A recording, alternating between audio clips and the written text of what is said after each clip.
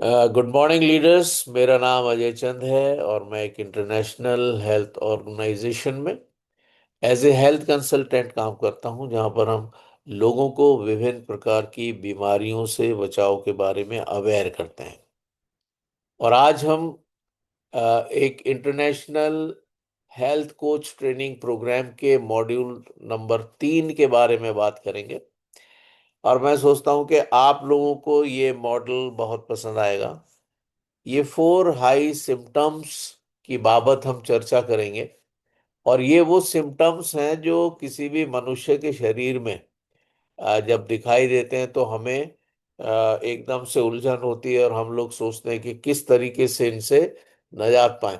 और ये बहुत ही ज़रूरी है कि हम इनको जानें, सीखें, समझें कि किस प्रकार से ये सिम्टम्स हैं और ये किस तरीके से हम इनसे निजात पा सकते हैं। कुछ इंपॉर्टेंट नोट्स हैं जिनको हम पहले देखेंगे इससे पहले कि हम आगे बढ़ें।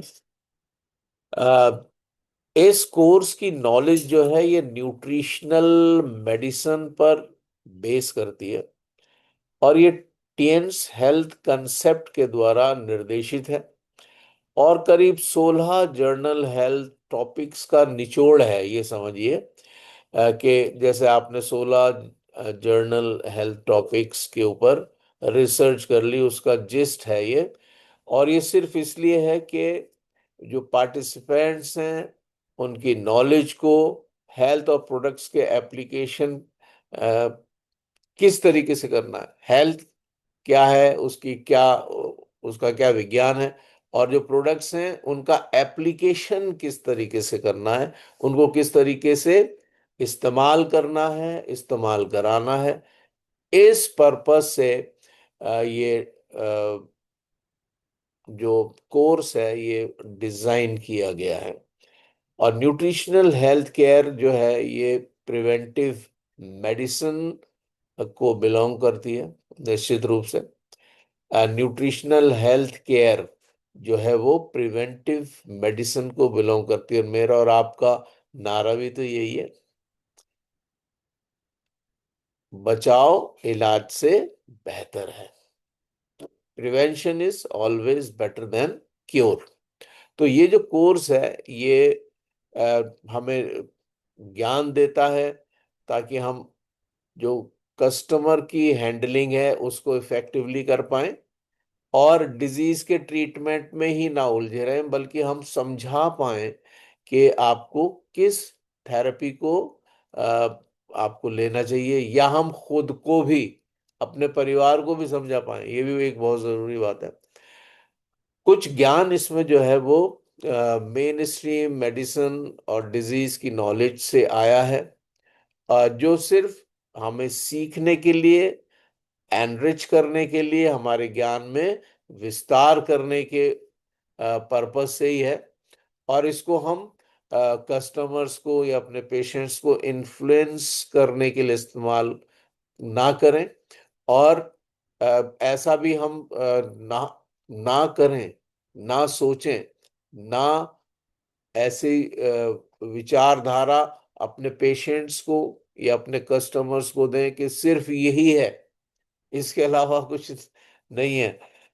एक्चुअली ये एक बहुत बैलेंस्ड बात है जो मैं कह रहा हूँ कि हमें 100% कभी भी, हालांकि मैं और आप जानते हैं कि हमारे प्रोडक्ट्स लाजवाब हैं, लेकिन हमें कभी भी ये नहीं बोलना है कि मैं गारंटी ले रहा हूँ 100% ऐसा हो जाएगा। ये सब नहीं बोलना। आगे हम लोग चलते हैं। ये ऑन जॉब ट्रेनिंग कोर्स है जिसमें स्किल्स, नॉलेज इंप्रूवमेंट, और ये कोई प्रोफेशनल न्यूट्रिशन का कोर्स नहीं है। और इसलिए बेसिक न्यूट्रिशन की नॉलेज इस इसमें आपको उपलब्ध, उसका कोई स्कोप ऐसा नहीं है। Extra learning, basic nutrition knowledge जो है वो आप दूसरे रिलायबल सोर्सेज से भी हासिल करें। ऐसा नहीं कि जो ये हमने कोर्स किया तो बस ये सफिशिएंट है। हमें और आपको निश्चित रूप से दूसरे रिसोर्सेज से भी, जिन पर हम भरोसा करते हैं, ऐसे रिसोर्सेज से भी हमें और नॉलेज हासिल करना है। जितना नॉलेज का तो सागर अथाह है। और इसमें खास बात यह है कि हेल्थ केयर एक बहुत बड़ा सागर है एक। और इसके लिए हम ये नहीं कह सकते कि इस कोर्स में हमने सब कुछ समाहित कर लिया है। उसके अलावा हमें एडिशनल सेल्फ लर्निंग जरूर करना होगी। वो एक बहुत महत्वपूर्ण चाबी है कि हम एक बहुत ही कामयाब हेल्थ कोच बनने पाए। और हेल्थ कोच हमें किसके लिए बनना है? जो लोग हमारे संपर्क में आते हैं। याद रखिए, हेल्थ केयर प्रोडक्ट्स जो हैं वो मेडिसिन्स नहीं हैं। और एज ए टीएन्स हेल्थ कंसल्टेंट हमें कभी भी ओवर क्लेम नहीं करना है। जैसे मैंने पहले कहा कि मैं 100% आपको ठीक कर दूंगा और ये 100% लाजवाब है, आप बिल्कुल ठीक हो जाएंगे। हो सकता है कुछ प्रॉब्लम्स बाकी रह जाएं। इसलिए हालांकि मैं और आप जानते हैं कि हमारे एपरेटिसेस, हमारे सप्लीमेंट्स लाजवाब हैं। और बहुत से और भी परेशानियां आ जाती हैं जिसके कारण हम ये सोचते हैं कि हमें आगे कैसे बात करना चाहिए। एक बहुत बड़ी प्रॉब्लम है हाइपरटेंशन। आप सबने सुना होगा, हमारे हथेली के चार्ट पे भी हाइपरटेंशन के पॉइंट्स हैं। अ, दो स्थानों पर पाए जाते हैं, रिंग फिंगर में नीचे की ओर और अंदर की ओर हाइपरटेंशन का पॉइंट है। और मिडिल फिंगर में भी टॉप पर ये पॉइंट्स पाया जाता है हाइपरटेंशन का। और बात करते हैं ब्लड के कॉम्पोजिशन की। मैं और आप जानते हैं कि ब्लड एक ऊतक है, एक टिश्यू है जो द्रव्य फॉर्म में पाया जाता है, लिक्विड फॉर्म में है। एक ऊतक है जो कि लिक्विड फॉर्म में है। और ऊतक काय से बनते हैं? कोशिकाओं से बनते हैं। और इस वाला ये जो ऊतक है जिसको हम ब्लड कह रहे हैं, रक्त, इसका जो कॉम्पोजिशन है वो, इसमें आ, 4 प्रकार के सेल्स हैं, क्योंकि ऊतक तो सेल से मिलकर बनता है। तो इसलिए इसमें प्लाज्मा है, द्रव्य है जो कि 55% है। वाइट ब्लड सेल्स हैं और प्लेटलेट्स हैं जो कि 4% है। और रेड ब्लड सेल्स 41% है।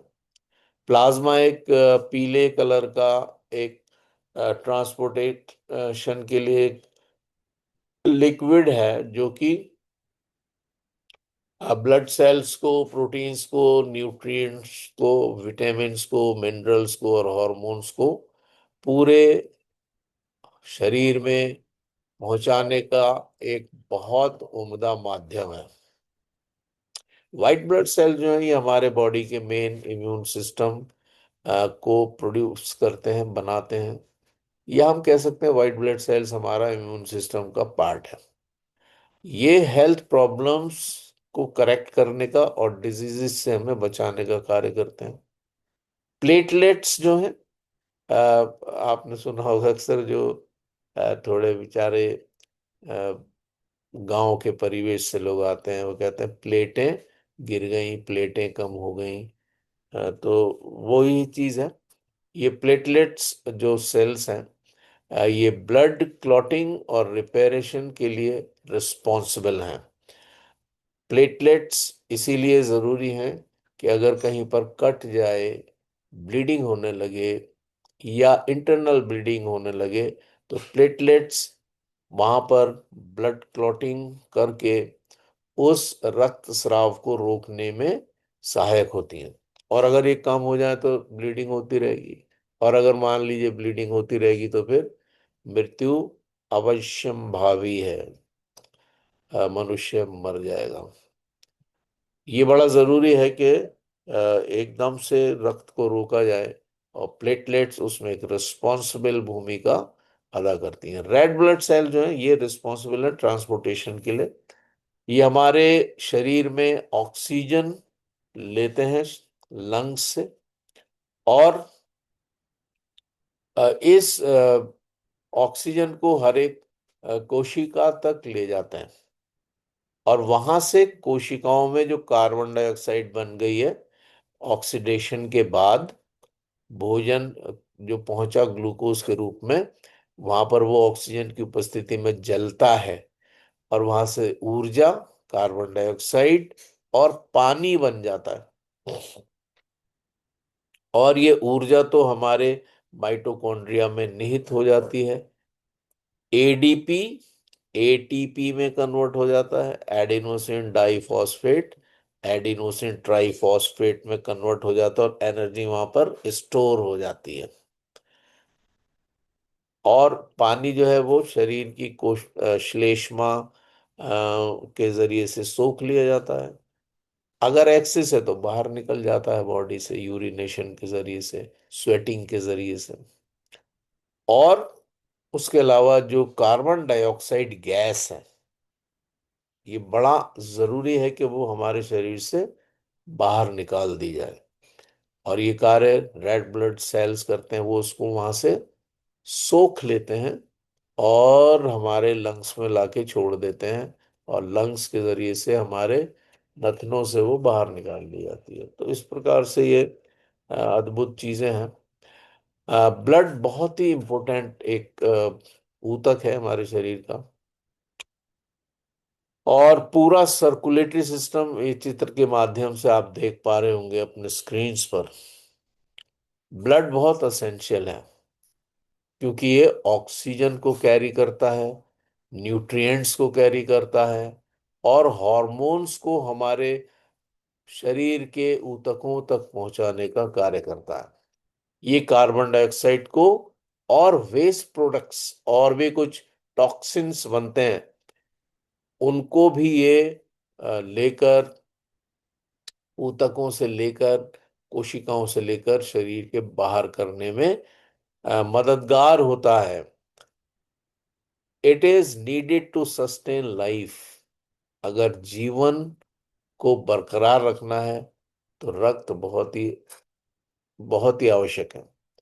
और ये हमारे हेल्थ को भी अ, अच्छा रखता है, और हमारे सारे बॉडी के ऊतकों को और अंगों को बेहतरीन करने में रक्त की बहुत बड़ी भूमिका है।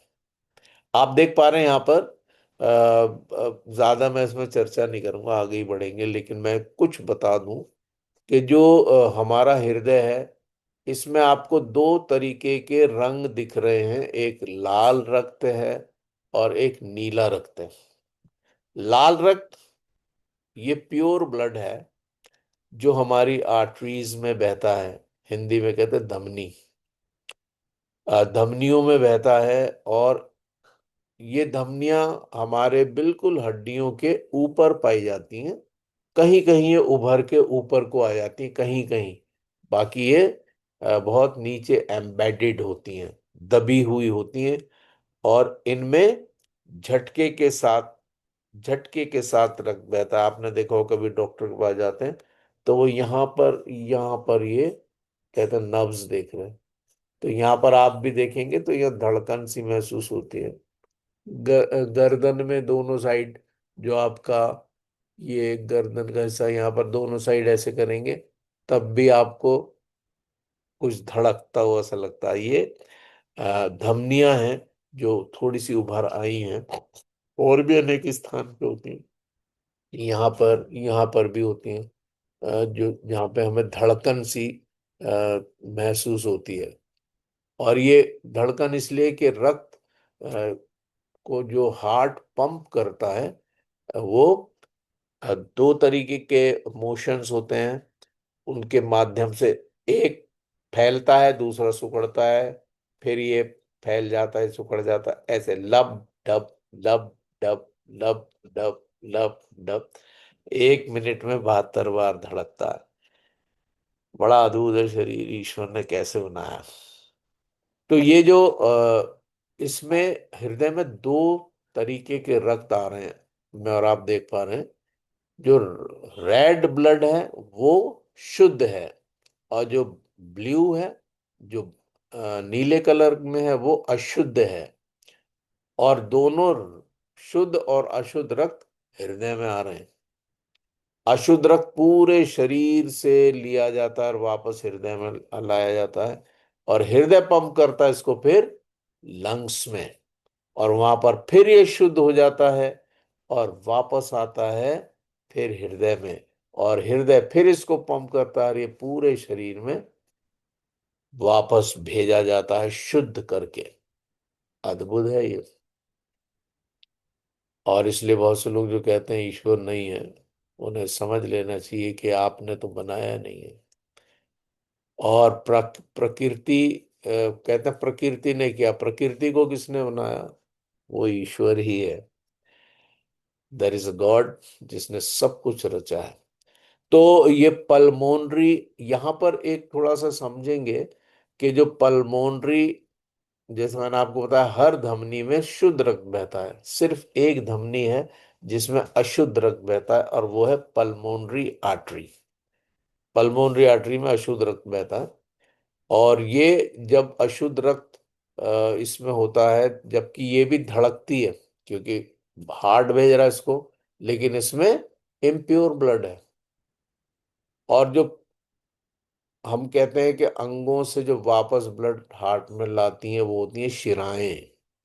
उनको कहते हैं शिराएं, वेन्स। और शिराओं में हमेशा अशुद्ध रक्त होता है, लेकिन एक शिरा है जिसमें शुद्ध रक्त होता है, और वो है पल्मोनरी वेन, यानी जो फेफड़े से रक्त को, शुद्ध रक्त को वापस हृदय में ला रही है। बाकी सारी जो हृदय में ला रही हैं उन सब में अशुद्ध है, लेकिन पल्मोनरी वेन में शुद्ध रक्त, और पल्मोनरी आर्टरी में अशुद्ध रक्त होता है। और ये सब कुछ बहुत ही उम्दा है। हाइपरटेंशन कैसे होता है? नॉर्मल सर्कुलेटरी सिस्टम में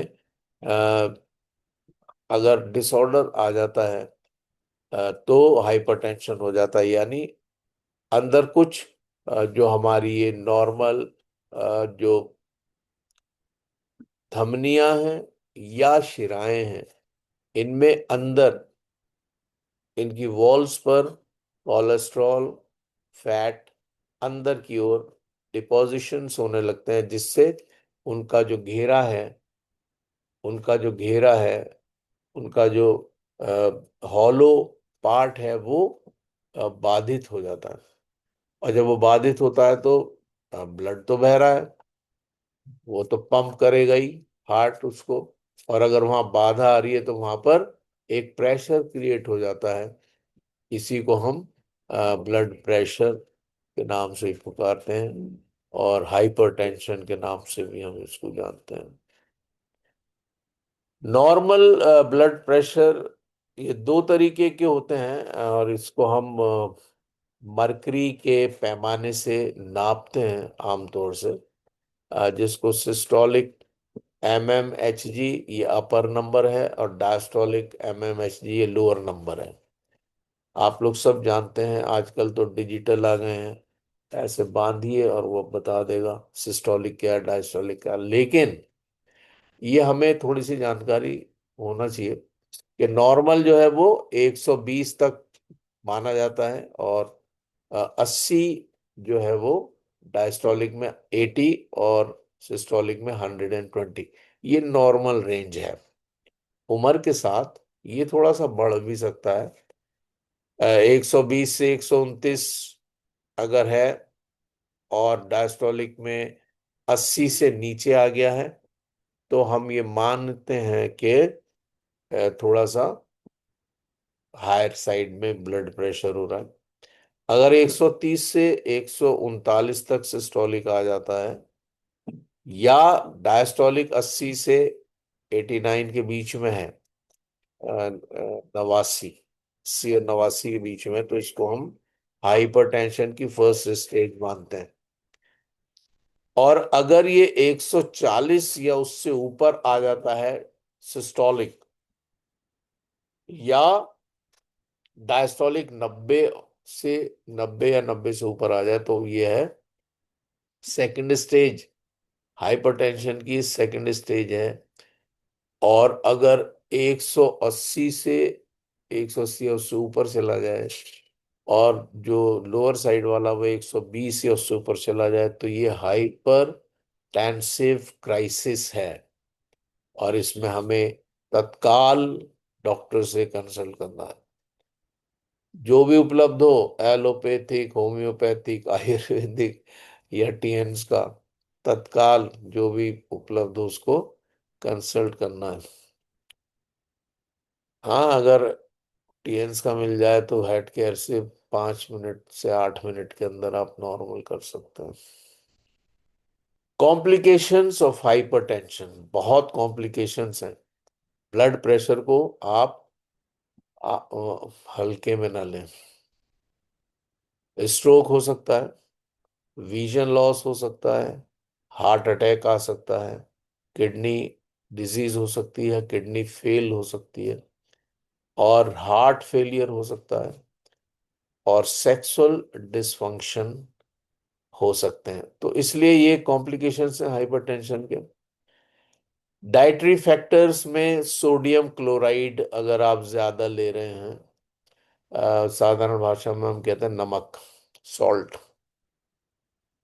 आपको सोडियम क्लोराइड का इंटेक यानी नमक का सेवन कम कर देना चाहिए, और उससे आपका बीपी कंट्रोल में आएगा जरूर। कैफीन, कैफीन जो है वो administration of single dose of caffeine 125 से 250 मिलीग्राम, ये ट्रांजिएंट इंक्रीज करती है बीपी में। यानी कॉफी में बहुत ज्यादा कैफीन है, अगर आप कॉफी पीते हैं तो बीपी आपका बढ़ जाता है।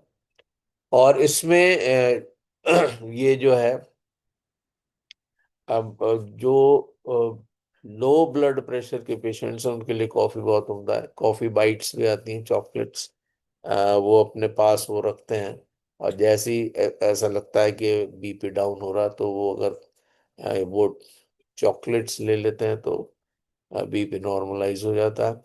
In a meta analysis 11 control trials with median duration of 8 weeks, coffee consumption median में 5 कप्स पर डे अगर लेते हैं, as compared with no coffee consumption, significantly increase mean systolic blood pressure by 2.4 mmHg and diastolic BP 1.2 mmHg। यानी ये देखा गया, 8 हफ्ते की एक टेस्टिंग की गई, और उसमें देखा गया वे लोग जो 5 cup coffee per day P रहे हैं और जो नहीं पी रहे हैं, इन दोनों के बीच में कंपेयर किया गया। तो 8 हफ्ते के बाद ये पाया गया कि सिस्टोलिक जो है वो 2.4 एम एम एच जी ये एक मेजरमेंट है जो हम मरकरी के साथ करते हैं ब्लड प्रेशर के लिए। और डायस्टोलिक बीपी जो है ये 1.2 mmHg बढ़ गया। इसका मतलब कि कॉफी पीने से ब्लड प्रेशर बढ़ जाता है। अल्कोहल जो है, शराब, न्यूमरस ऑब्जर्वेशनल स्टडीज से ये पता चला है कि शराब पीने से ब्लड प्रेशर इंक्रीज होता है, क्योंकि बहुत सी एक्टिविटीज जो हमारे बॉडी के एक्टिविटीज हैं वो उससे अ, एकदम से बढ़ जाती हैं, और जिसके कारण बीपी नॉर्मल से हाइपरटेंशन की ओर चला जाता है। ये तो हाइपरटेंशन की बात रही। दूसरा एक है हाइपर लिपिडीमिया, ये दूसरा सिम्टम है, हाइपर लिपिडीमिया। और मैं आपको बताऊं कि जो most common type of hyperlipidaemia है, ये जब हाई कोलेस्ट्रॉल होता है तो ये अ, संकेत आता है हाइपरलिपिडीमिया का। हाइपरलिपिडीमिया में हाइपर ट्राइग्लिसराइडीमिया और मिक्स्ड हाइपर लिपिडीमिया ये भी हो सकता है, यानी जिसमें कोलेस्ट्रॉल और ट्राइग्लिसराइड्स दोनों के लेवल अगर बढ़े हुए हों, और ये हमारे धमनियों में अंदर की साइड में जो खोखला स्थान होता है वहां पर ये जमने लगता है, आप चित्र में देख पा रहे हैं मेरे ख्याल से कि नॉर्मल फंक्शन में आपकी जो धमनियां हैं वो बिल्कुल क्लियर हैं। उसके बाद एंडोथीलियल डिसफंक्शन के कारण कुछ कोलेस्ट्रॉल और ट्राइग्लिसराइड दीवार पर चिपकने लगता है एंडोथीलियल डिसफंक्शन में। और उसके बाद प्लेक का फॉर्मेशन होता है, बहुत वहां पर थक्का सा बन जाता है। और जब प्लेक बहुत ज्यादा बढ़ जाता है तो वो रैप्चर भी हो जाता है, जिस थ्रोम्बोसिस के नाम से उसको हम जानते हैं। और इस तरीके से वहां पर इन्फ्लेमेशन भी आएगा और रक्त का प्रवाह बाधित हो जाता है। हाइपरलिपिडीमिया एक बहुत ही बेकार की एक परेशानी है। और इसलिए बहुत ज़रूरी है कि हम अपने ब्लड सर्कुलेशन को निश्चित रूप से हमेशा बेहतर बनाए रहें। अगर आपका ब्लड सर्कुलेशन बेहतर है तो ये सब प्रॉब्लम्स नहीं आती हैं। और जो अगर आपने हाइपरलिपिडीमिया को अनट्रीटेड छोड़ा तो ये कोरोनरी आर्टरी डिजीज में कन्वर्ट हो जाएगा, जिसको सीएडी बोलते हैं, कैड। और ये कोलेस्ट्रॉल लेवल जो होता है, अगर ये नॉर्मल रेंज से बढ़े तो ये क्लॉग्ड आर्टरीज यानी बाधित हो जाती हैं हमारी धमनियां, और हार्ट अटैक, स्ट्रोक और अदर सीरियस प्रॉब्लम्स इससे हो सकती हैं। तो अब देखिए आप, कितना खतरनाक है कोलेस्ट्रॉल और ट्राइग्लिसराइड। जरूरी है, जरूरी है, बॉडी में होना चाहिए, लेकिन अधिकाई इसकी खतरनाक है। कोलेस्ट्रॉल में क्या क्या चीजें हैं? components of cell membrane, precursor of hormones, sex hormones, estrogens, uh, progestogens and androgens, corticosteroids, mineral mineral corticoids and glucocorticoids। उसके अलावा anabolic steroids, male sex hormones including testosterone, precursor of vitamin D और precursor of bile acid synthesis. Cholesterol में ये सब कुछ है। और मैंने आपको जैसे बताया कि जरूरी है, ये सारी चीजें जरूरी हैं। और ट्राइग्लिसराइड में एनर्जी स्टोर हो रही है, ये भी जरूरी है। लेकिन इनकी जाती अगर हो जाती है तो निश्चित रूप से ये बहुत घातक होता है। यहाँ पर रेफरेंस रेंज ऑफ है सीरम लिपिड की। तो इसमें टोटल कोलेस्ट्रॉल 6.1 जबकि 5.2 तक होना चाहिए। और एचडीएल कोलेस्ट्रॉल ये 1.3 के करीब होना चाहिए। तो जो रेड कलर में है ये रेंज से बाहर आ रहे हैं, लिपिड प्रोफाइल किया गया है ये। और लिपिड प्रोफाइल से आपको कोलेस्ट्रॉल, एचडीएल और एलडीएल के बारे में सही जानकारी मिल जाती है। तो कोलेस्ट्रॉल जो है ये 38.67 और ट्राइग्लिसराइड 88.57, ये सब लैब टेक्नीशियंस, मेरे भाई, बड़े भाई विजय भाई, वो लैब टेक्नीशियन है, वो इनको बेहतर तरीके से समझा सकते हैं। हालांकि मैंने कोशिश की। तो ये जो एचडीएल और एलडीएल कोलेस्ट्रॉल्स हैं, एलडीएल कोलेस्ट्रॉल जो है वो घातक है और एचडीएल कोलेस्ट्रॉल जो है वो अच्छा है।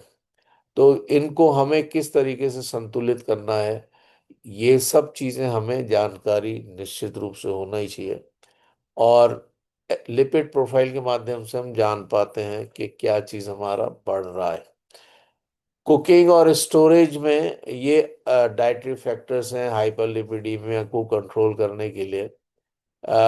Number of atherogenic compounds are formed in food during cooking, यानी जब हम खाना बना रहे हैं तो बहुत से ऐसे यौगिक हमारे खाने में बन जाते हैं जो ऑक्सीडाइज कोलेस्ट्रॉल, लिपिड peroxides और एडवांस ग्लाइकेशन एंड प्रोडक्ट्स के रूप में भोजन में होते हैं। उसके अलावा जो अंडे की जर्दी है, जब वो कुकिंग के दौरान टूटती है तो उससे भी कोलेस्ट्रॉल बढ़ता है। और जब हाई टेम्परेचर और ऑक्सीजन के साथ वो होता है तो ये कोलेस्ट्रॉल ऑक्साइड के फॉर्मेशन को बढ़ा देता है। इसलिए उबले अंडे ज्यादा अच्छे होते हैं बनिस्बत की तले हुए अंडों के।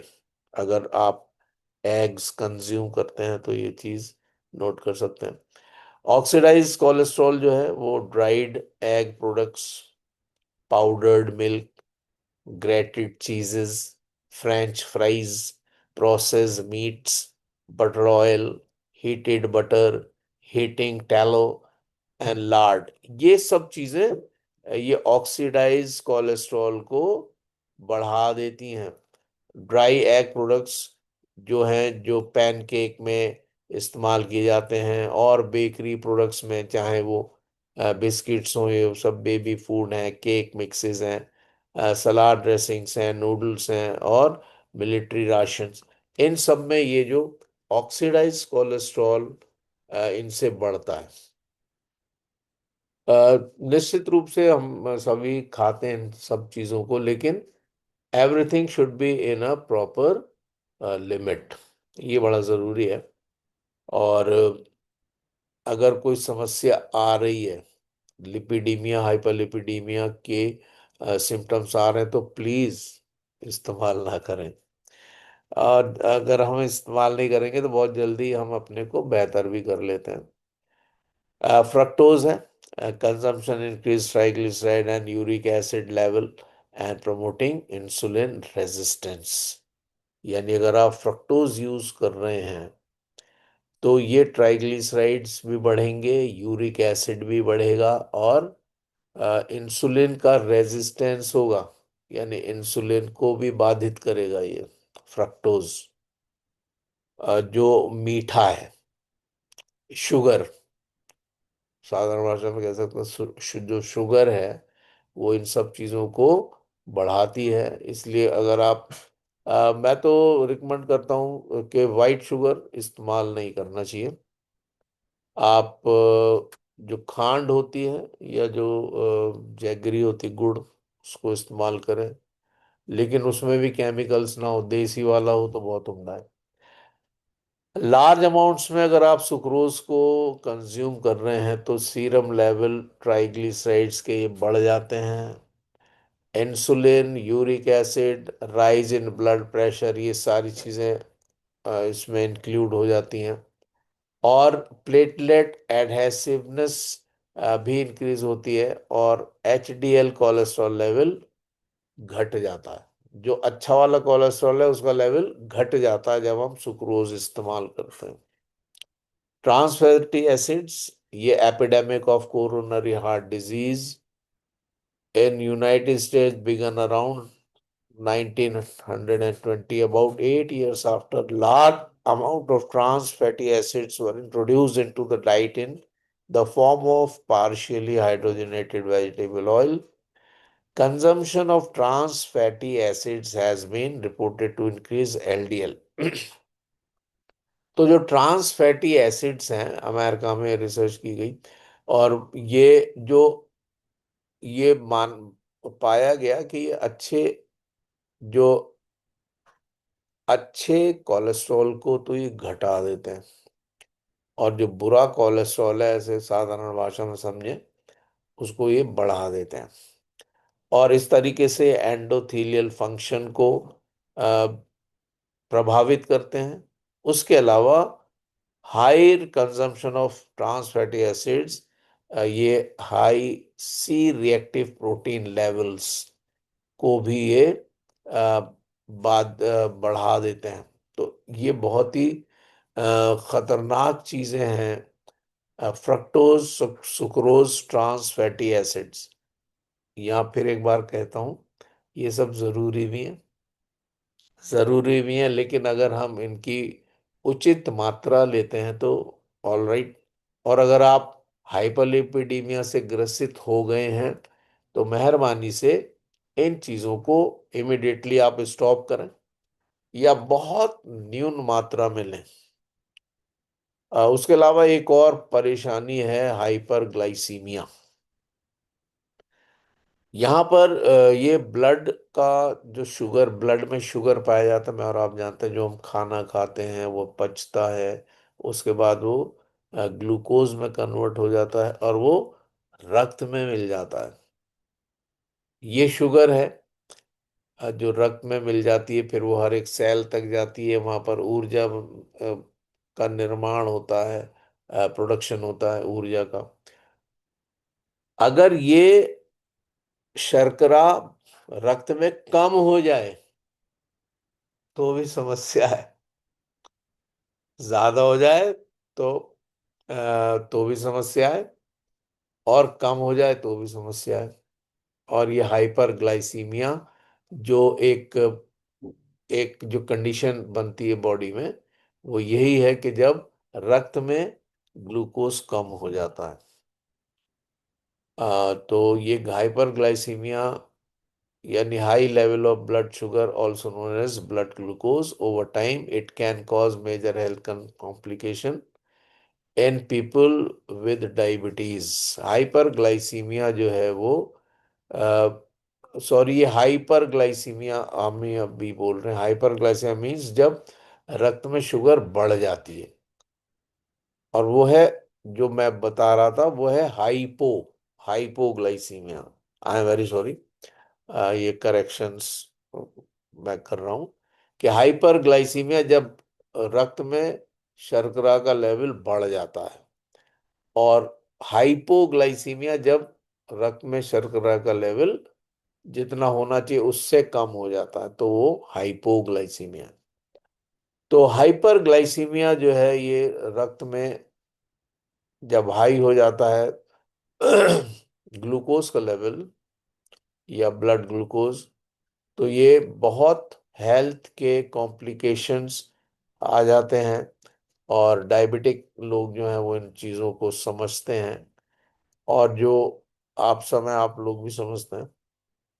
World Health Organization normal blood sugar readings को कहता है कि 70 से 100 मिलीग्राम्स पर डेसीलीटर होना चाहिए जब आप फास्टिंग में हैं, या आपने खाना नहीं खाया, या आप खाना नहीं खा रहे हैं, you are not taking food intake जो आपका बहुत लीस्ट है या नहीं है, तो तब आप 70 से 100 के बीच में होना चाहिए। और 100 से 125 mg पर डेसीलीटर होना चाहिए एज इम्पेयर्ड फास्टिंग हाइपरग्लाइसीमिया। इतना होना चाहिए, तो ये नॉर्मल माना जाएगा जब आप फास्टिंग आपने रोकी, आपने कुछ खाया उसके बाद।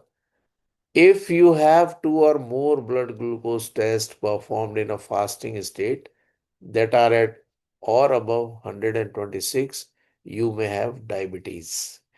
यानी अगर फास्टिंग है, फास्टिंग में आप, और आपका ब्लड ग्लूकोज लेवल 125 126 है, 125 से ऊपर है, 126 या उससे ऊपर, तो आप डायबिटीज से ग्रस्त हैं। तो ये एक बहुत अच्छी जानकारी है, और हम लोग आजकल तो घरों में ही अपने टेस्टिंग कर लेते हैं। ग्लाइसेमिक इंडेक्स और ग्लाइसेमिक लोड, ग्लाइसेमिक इंडेक्स को GI कहते हैं, और ये मेजर होता है glucose, blood glucose raising potential, carbohydrate content of food compared to a reference food. Carbohydrate content containing foods can be classified as high, moderate or low relative to pure glucose, that is 100।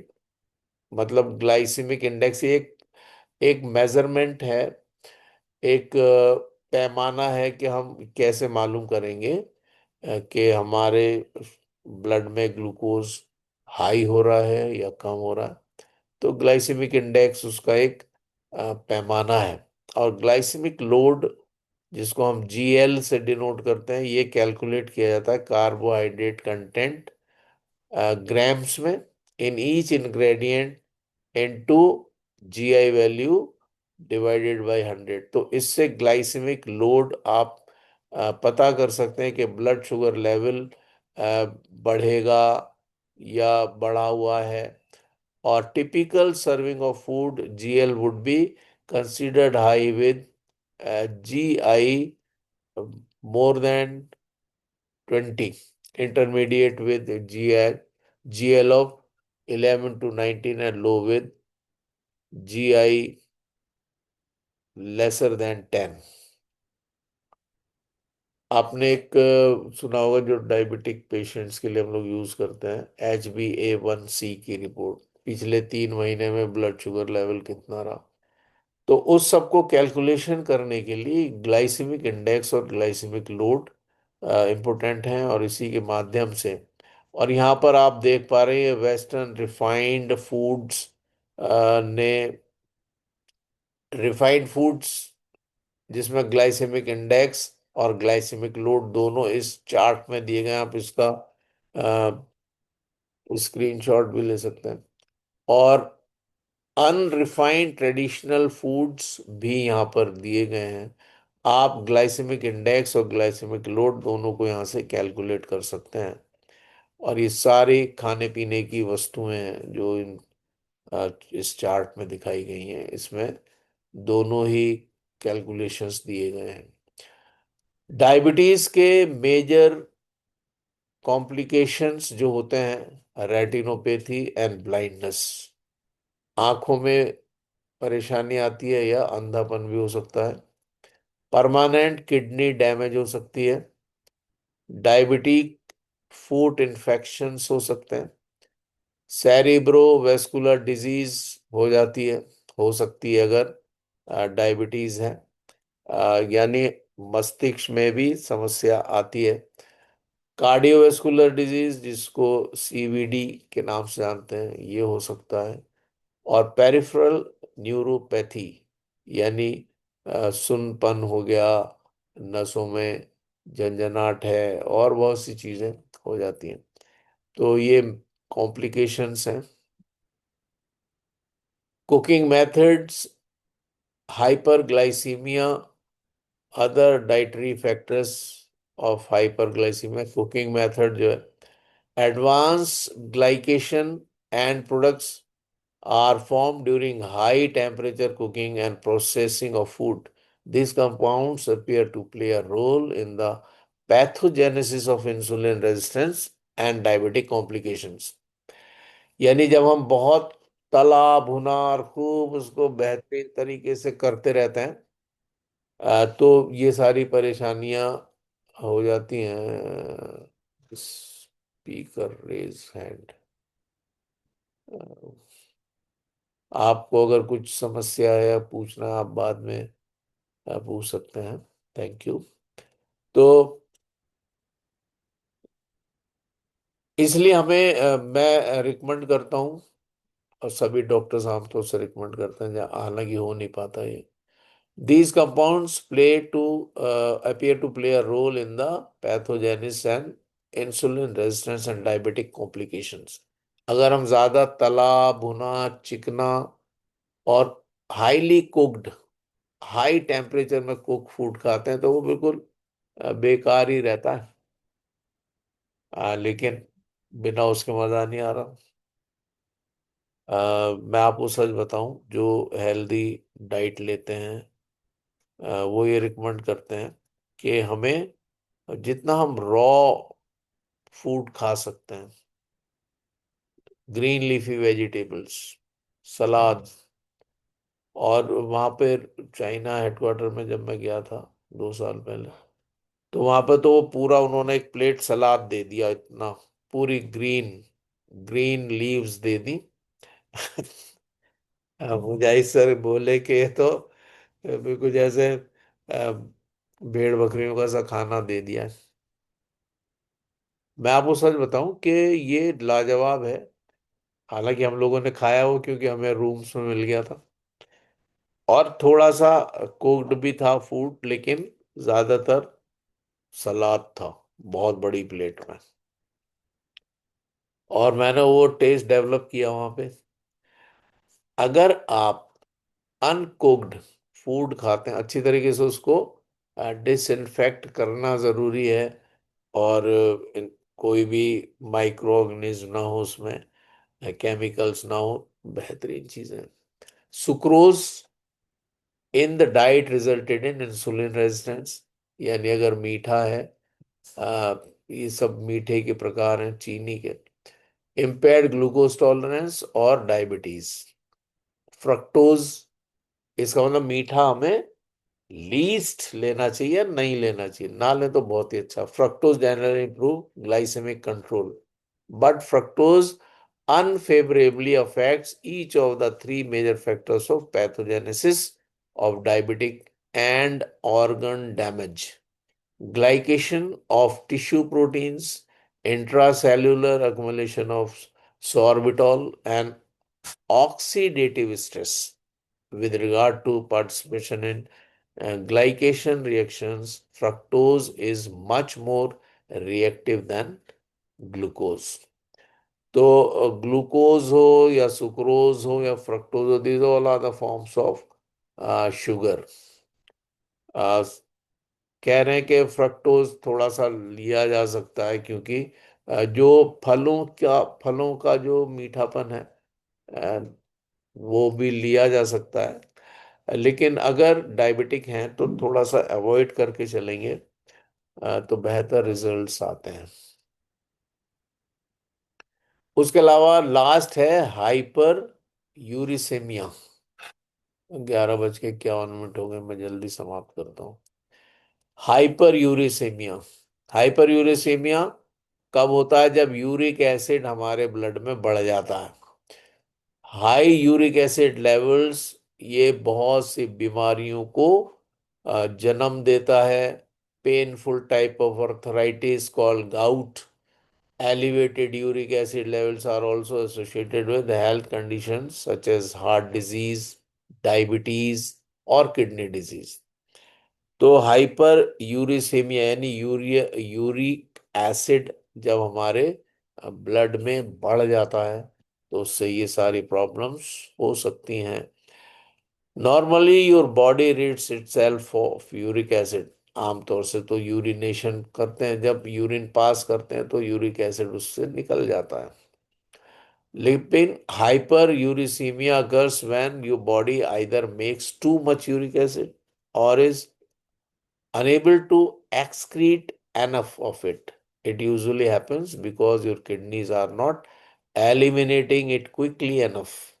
यानी जब हमारे गुर्दों में थोड़ी problem आने लगती है, गुर्दों का ही कार्य है कि वो रक्त को छान कर यूरिक एसिड, यूरिया, ये सब अलग कर देते हैं, और यूरिनेशन के जरिए से वो ब्लैडर में से होता हुआ बाहर निकल जाता है। लेकिन अगर ये काम नहीं कर पा रही किडनीज, तो जाहिर है कि यूरिक एसिड पूरी तरीके से निकल नहीं पाएगा, और वो ब्लड में बना रह जाएगा, जिससे हाइपर यूरिसीमिया हो जाएगा। और हाइपर यूरिसीमिया बहुत पेनफुल होता है। एड़ियों में ऐसा लगता है कि जैसे किसी ने सुइयां चुभा दी हैं या कील गाड़ दी है, ऐसा लगता है। और